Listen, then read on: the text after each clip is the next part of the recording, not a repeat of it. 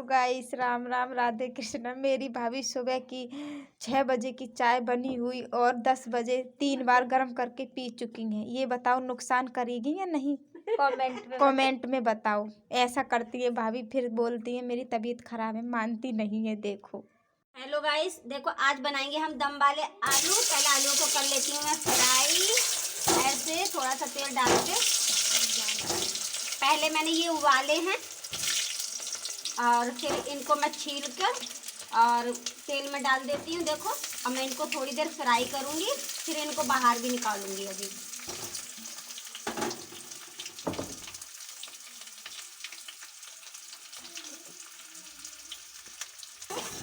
कड़छी से मैं चला देती हूँ इनको, ये अच्छे से फ्राई हो जाएंगे तब निकालूंगी इनको। मेरे पास कढ़ाई नहीं है इसलिए मैं भगोने में बना रही हूँ।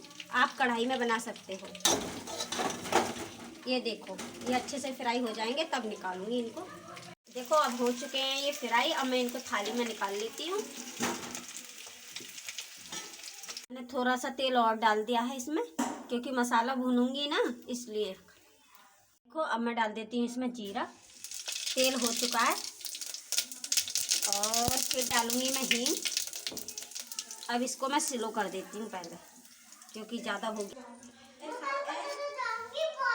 अब इसमें डाल देती हूँ जो लहसुन का और प्याज का और अदरक का बनाया है ना, ये डाल देती हूँ।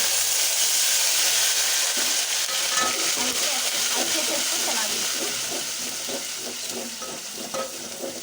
अब इसको मैं तब तक भूनूंगी जब तक ये सुनहरा नहीं हो जाए। अब ये देखो हल्का सुनहरा हो गया है। अब मैं इसमें टमाटर डाल देती हूँ।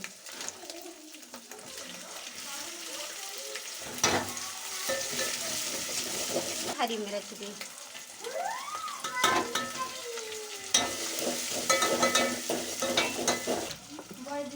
और इसमें मैं डाल दी थोड़ी सी हल्दी। और मिर्च तो हम तीखी खाते हैं इसलिए हम 2 चम्मच मिर्च डालेंगे। थोड़ा सा डालती हूँ धनिया, क्योंकि मैं हरा धनिया भी डालूंगी ना, इसलिए ये वाला सूखा धनिया थोड़ा ही डालूंगी।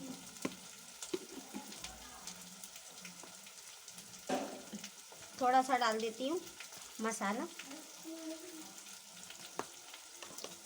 थोड़ा बताइए।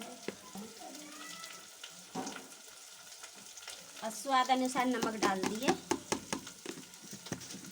ठीक है, आप जितना खाते हो नमक आप अपने तरीके से डाल सकते हो। और इस मसाले को मैं डाल देती हूँ इसमें।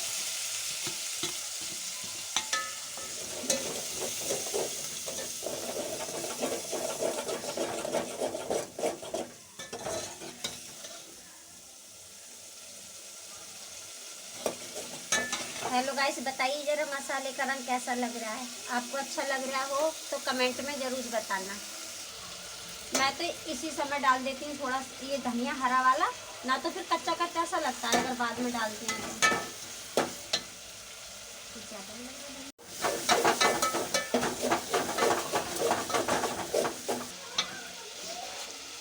अब ये देखो ये जो मैंने आलू फ्राई करे थे ना, अब इसमें डाल देती हूँ मैं। फिर आप टेस्ट करके खा के बताना मुझे मैंने मेरे हाथ के दम आलू कैसे लगे आपको। प्लीज बता भी देना कमेंट में। कभी मेरा ब्लॉग देखकर ऐसे ही रहने दो, ठीक है।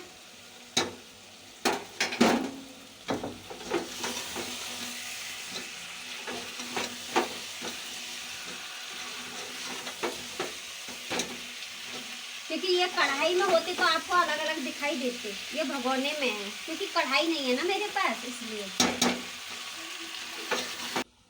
अब मैं इसमें थोड़ा सा पानी डाल देती हूँ जिससे कि नमक भी बैठ जाएगी ना इसमें।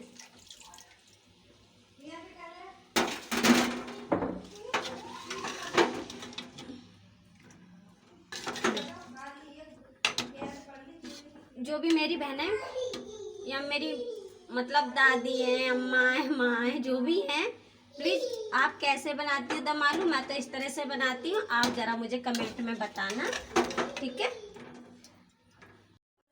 ये देखिए गाइस, हमारी भाभी गुस्सा होकर छत पर चढ़ गई है, कह रही है मैं नहीं जा रही हूँ, आप जाइए, हमें अकेला छोड़ दिया।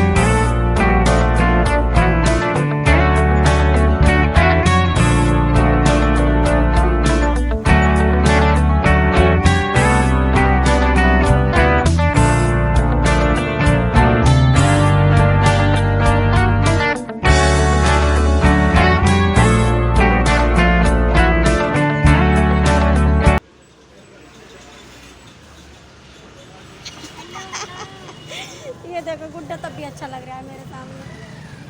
देखो ये हाथ में चल रहा है, देखो। हेलो गाइस, अब हम चल पड़े घर के लिए। बाहर वाली जो बीच हेलो गाइस, अब वापस चल पड़े हैं क्योंकि अब अंधेरा हो चुका है। शॉपिंग तो ठीक से नहीं कर पाए क्योंकि लेट आए थे ना हम, इसलिए अब हमें चलने में ही फ़ायदा है, ना तो पति देव की डांट खानी पड़ेगी। प्लीज़ आप समझा करो थोड़ा। ना तो मुझे दरवाजे पे खड़ा कर देंगे घर से निकाल के। क्या करूं, इसलिए मुझे अब जल्दी जल्दी चलना पड़ रहा है। आज तो मेरी वीडियो भी नहीं बन पाई। जय श्री